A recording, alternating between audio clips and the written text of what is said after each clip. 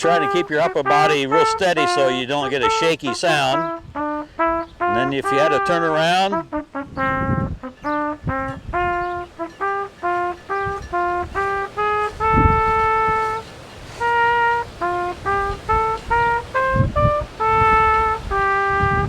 like that.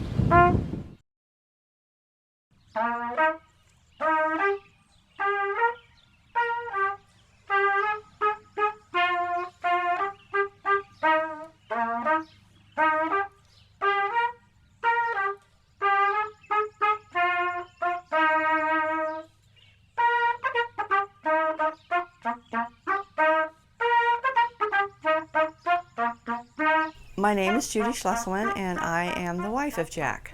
Hi, my name is Laura Keltz. I am Jack's eldest daughter. I was born in December 1980 in Iowa City, Iowa.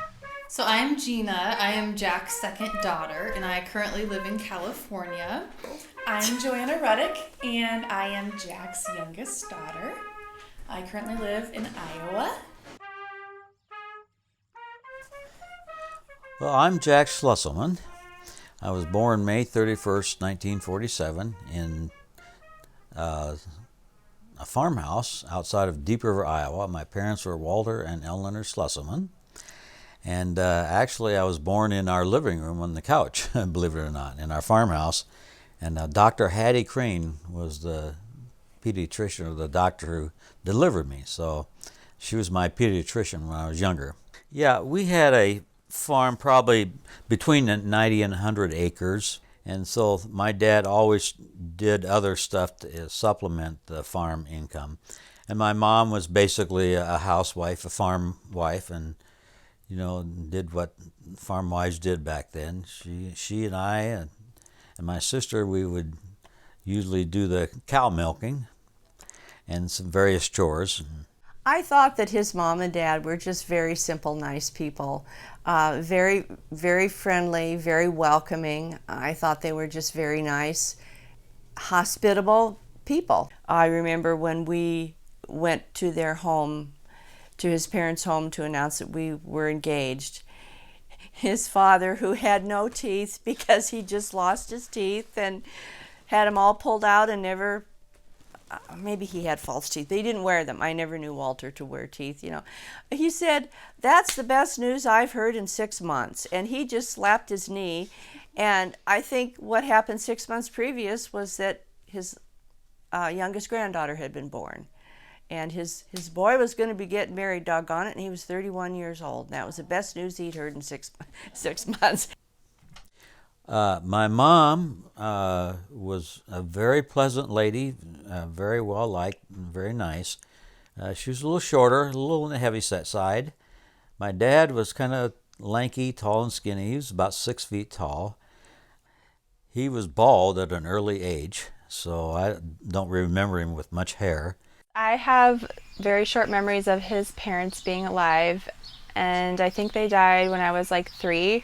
So his mother, I just remember making like strawberry pies, and she wore like a chef's apron. And then his dad, I just remember he was toothless. Sorry, but he was toothless. Mom brought that up too. You and your mom said the same thing. That's funny. She's toothless. Yeah. But he had, probably 8 or 9 teeth left. And so he wanted to get them taken out. And he went to Dr. Belligani in Victor. And the doctor asked him if he wanted any Novocaine. Dad said, "No, just pull them out." And so he pulled out about 8 or 9 of my dad's teeth. No painkillers. I still remember, I don't think he slept for probably 3 or 4 days, nights after that.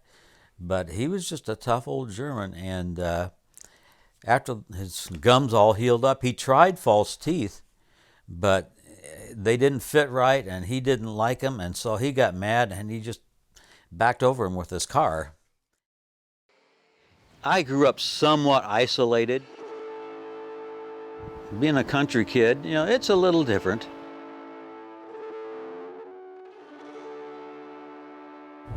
Well, it was this building here, I believe, was an auction barn, and he used to be an auctioneer.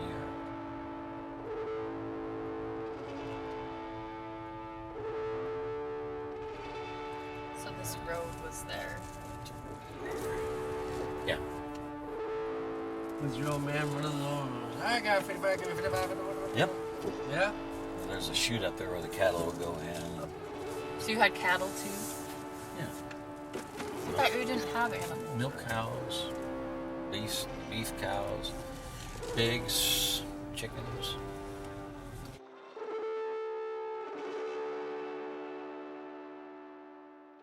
About the only vacation we did is we would spend time at the state fair for a couple of days. I remember we would take the old cattle truck and we would wash it down and clean it out and everything and take it to the state fair, and we would sleep in the back and then take in the fair for a couple of days, and that was a big deal. Yeah. I inherited my sister's Sears and Roebuck trumpet, and when I started messing around with it, it had several holes in it. And so I put Scotch tape around them so they wouldn't leak, and so I could play. My official instruction on trumpet came when I was in 4th grade. The teacher was a Mr. Boyer. He was a grad student in music at the University of Iowa, and I think he was hired to come over to Deep River a couple days a week to teach band. In the spring, I would usually have to walk to school, and this was about a couple miles. And then to practice on my trumpet, I had to carry it home, and that got kind of heavy. And I remember one time I was on the road, and I was so mad about having to carry that trumpet that I was going to throw it in the ditch. And lo and behold, just as I was getting ready to throw it in the ditch, in the car coming up was Mr. Boyer. He offered me a ride home. And so I really felt bad about that. So I never did quit the trumpet. So by the time I graduated, I thought I just didn't want to go into college. And high school band instructor, he kind of asked around the various service band programs there were, and I went to my Navy band audition. And then after that, I went to the Army, Navy, Marine School of Music. And then after that, I got assigned to a unit band, is what they called it. It was a glorified dance band. I remember one parade, we marched in the annual Bunker Hill Day Parade in Boston. And at that time, I think it was 68, we were right behind the dignitary Robert Kennedy. He was running for president. But there he was, just right in front of our band, in the parade. That was kind of cool. This is me. I think it's probably 1969 or 68. And they had me go play taps on Old Ironsides, the USS Constitution. And this reporter took her picture with looking up at me like this, and it actually appeared on the front page of the Boston Globe. Wow. And she even spelled my name wrong. So that's my claim to fame there. Well, and then there was the GI Bill, and I thought, might as well take advantage of that. And so my high school band director got me an audition at Central College in Pella.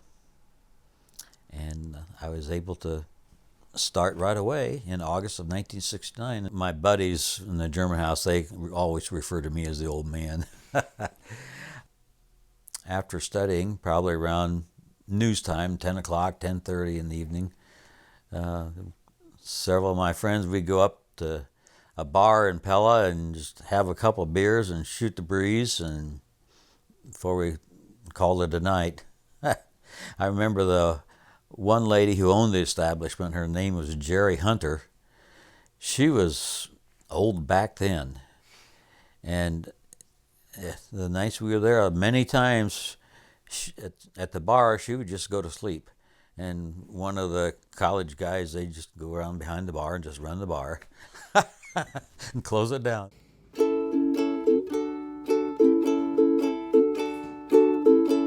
We had been married 40 years, almost 41. Jack and I met in late 1978.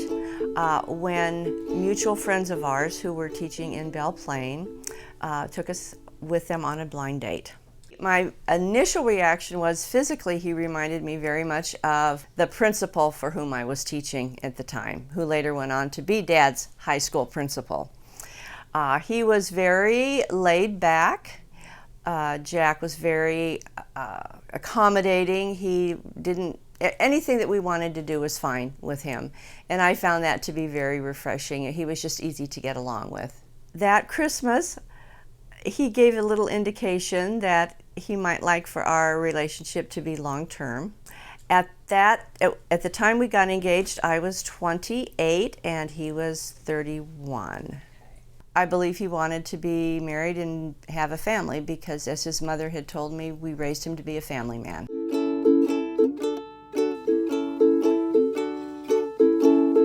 I think your dad wanted to be a band director. He wanted to show other children his love for music. I started in August of 1980 as the high school band director here. Let's see, I taught a total of 31 years here in Belle Plaine, 27 as high school director, and then 4 years as elementary/junior high band director. I was able to play, to a certain extent, your basic band instruments. Of course, I was more adept at the brass instrument that used a valve, like the baritone and French horn and tuba. I mean, I could play the trombone some, saxophone some, clarinet and flute not so much. But I could teach them. I knew what to tell the kids to do to perform well. And believe it or not, I think some of my best students played the flute. So go figure. And for about 3 decades, every fall, I would have my band perform here at halftime and pregame sometimes. I remember one time we had our new uniforms. It was kind of drizzly during the first half, and about halfway through our show, it started pouring.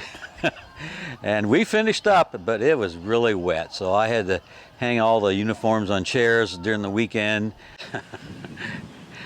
I remember one humorous event that happened, probably around 1996.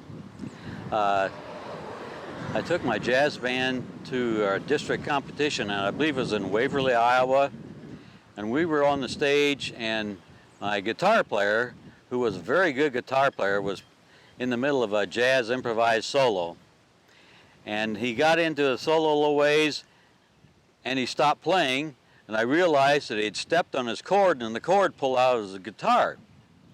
So I bent down, got the cord, plugged it back into his guitar. He kept playing away, and he did it again. I couldn't believe it. So then I bent down and I plugged it in, and I held the cord for him so he wouldn't step on it. And he finished it up, and he got an outstanding solo award. That was pretty cool.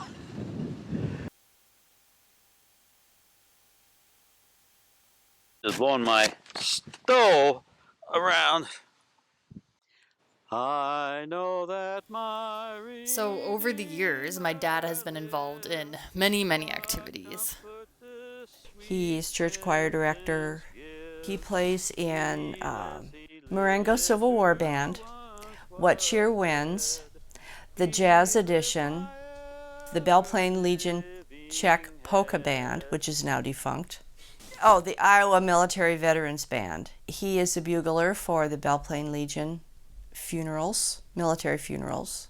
At Christmas time, when Belle Plaine has its Christmas celebration, brass choir, he'll play in the brass choir at church. He is a member of Belle Plaine Community Development Corporation. He is a member of the Lions Club. He helps his wife water the hanging baskets on Belle Plaine's Main Street 4 times every summer, a week at a time. With a golf cart, and it's so much fun. He just jumps in wherever there's a need. You know, if anybody calls for anybody to help, he'll help if he can, if he's able.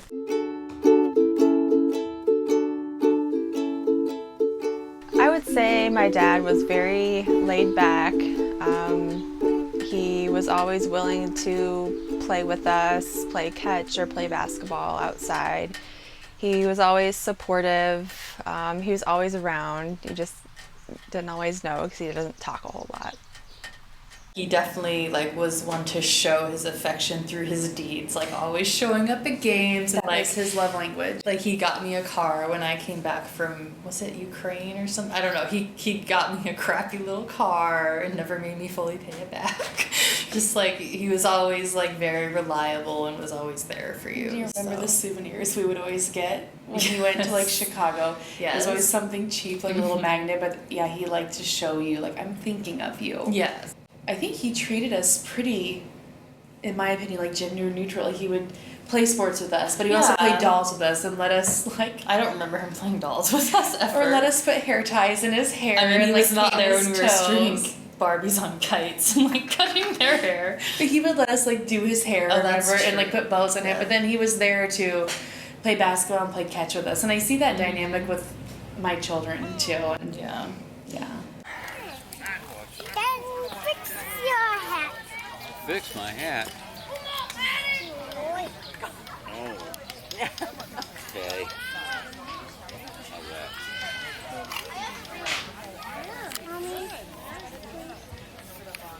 I do remember him in the fall building piles of leaves for us to jump in, you know, like Midwestern fare, and then taking us down to the park to swing and play. And then, of course, forcing us to learn every single freaking instrument in existence. I do remember that we would walk on his back, and one time he fell asleep, and we would paint his nails sometimes, but one time we had peanuts, and we shoved them in his butt crack. And he never got mad. No, he just was like, when he woke up, he was like, girls. I mean, if my kids did that to me, I would be ticked. I would Like I'd laugh. wake up and be like, really? That's clever. I would laugh. Dad used to pay us a quarter to rub his feet when we were kids, and I used to think it was a good deal because, 25 cents back in the day, what a steal. And so that continued for a while, and we also would stand on his back and jump on his back. I think he was just looking for like free massage therapy and chiropractics at the time. I just don't understand how he was so patient. We were so annoying when we were little. I mean, the screaming games we would play and make up with each other, and like when our grandma would come stay and I would come sleep upstairs in your room, as a parent now, like I get really annoyed when my kids are too loud. I just can't.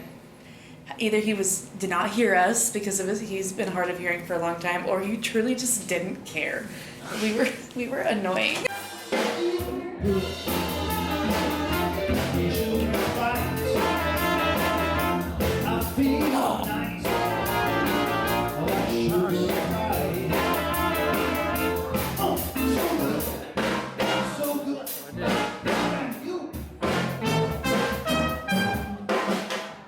The only time I remember him yelling is like I had a sleepover once, and it was always girls, girls.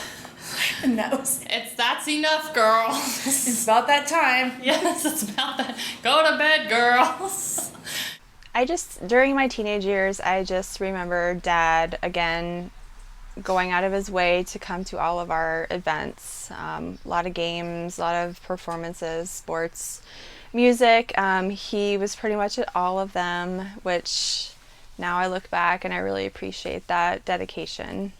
I think Dad is extremely intelligent, but you would not know it if you just met him because he's so humble.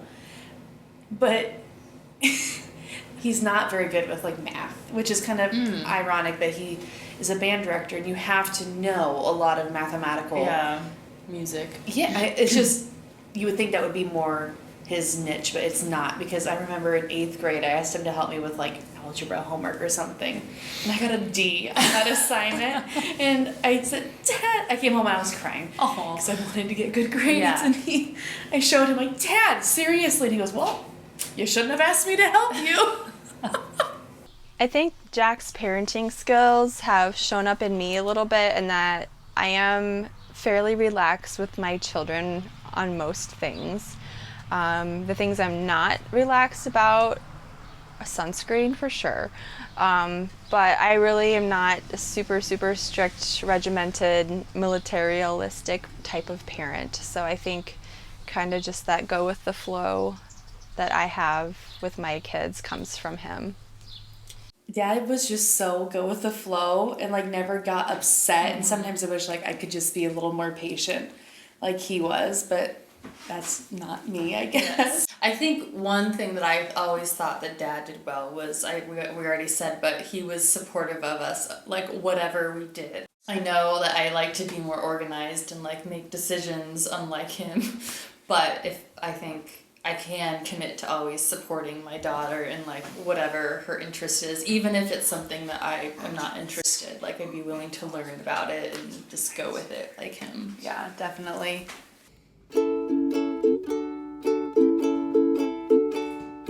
Jack loves driving the school bus for Belle Plaine schools.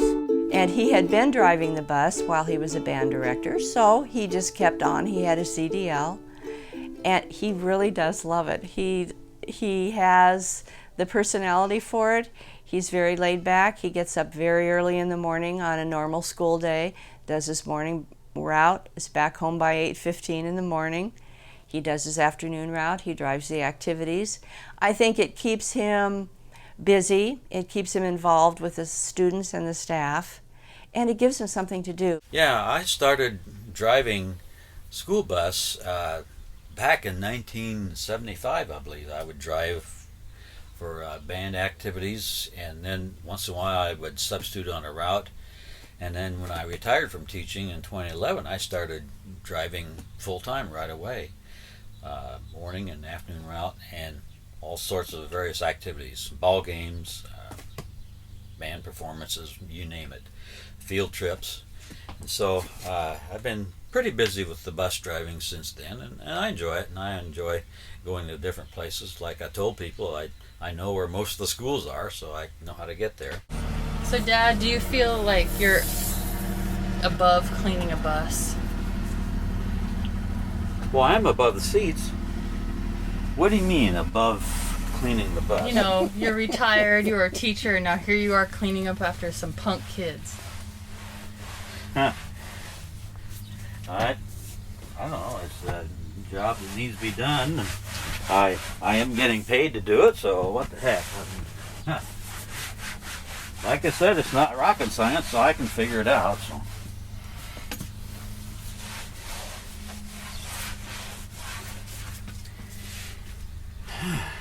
That's it? That's it, basically. So what do you like best about driving bus? Well, it's the variety of going to different places.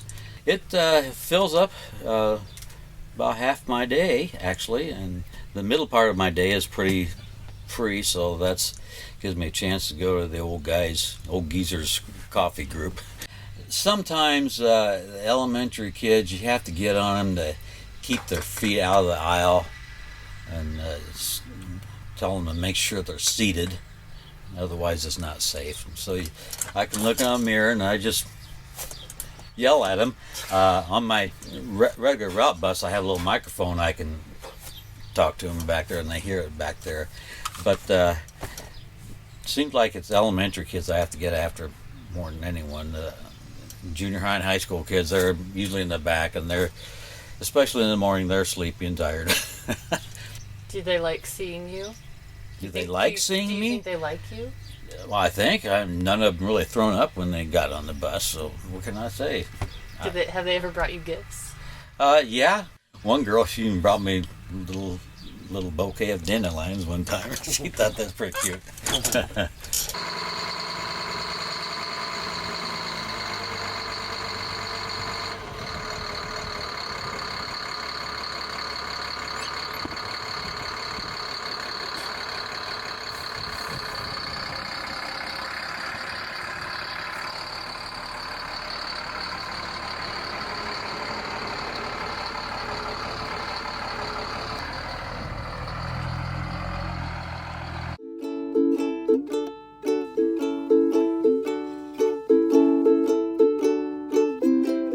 Well, we're here in the Belle Plaine Cemetery, Oak Hill, and this area right in here is where Judy and I have our burial plot. We don't have the stone yet, but we will eventually. So what can I say? This is where it ends. When you are laid to rest, what do you hope people say about you? Oh.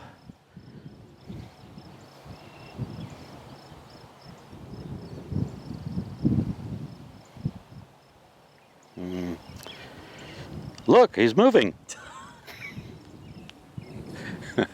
Oh, I hope that they say that I was a positive asset to the community and to humanity, I guess.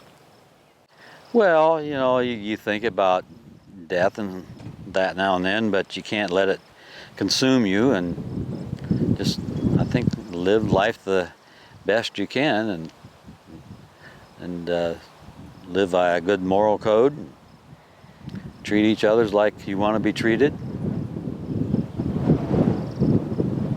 What else is there? Good. Jack is leaving the building.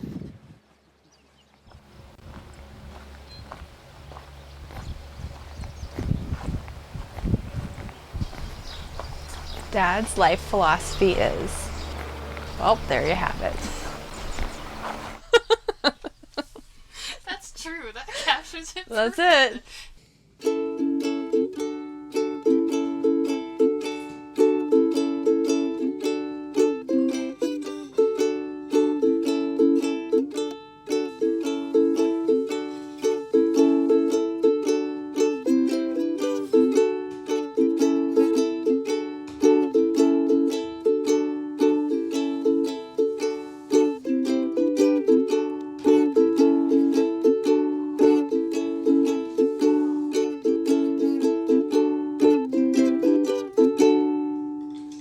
Oh, trumpet.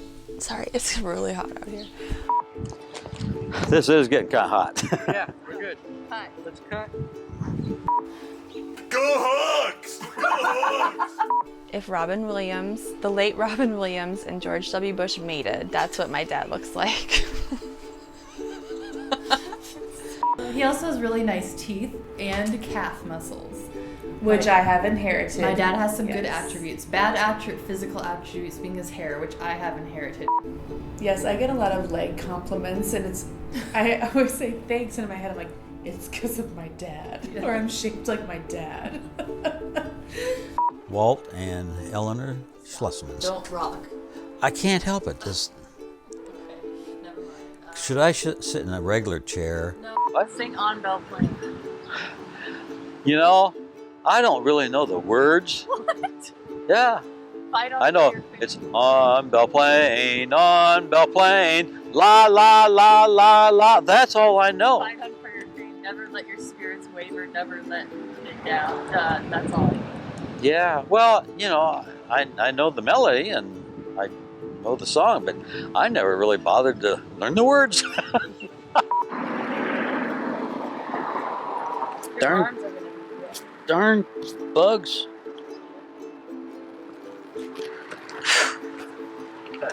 Let's go. In the pit band. Can we go somewhere where there's not bugs? Yeah. Let's go. Let's go. Yeah. I mean, this place is getting crowded. People dying to get in here. Dad's jokes are terrible. I want to, yeah, write that down. Um,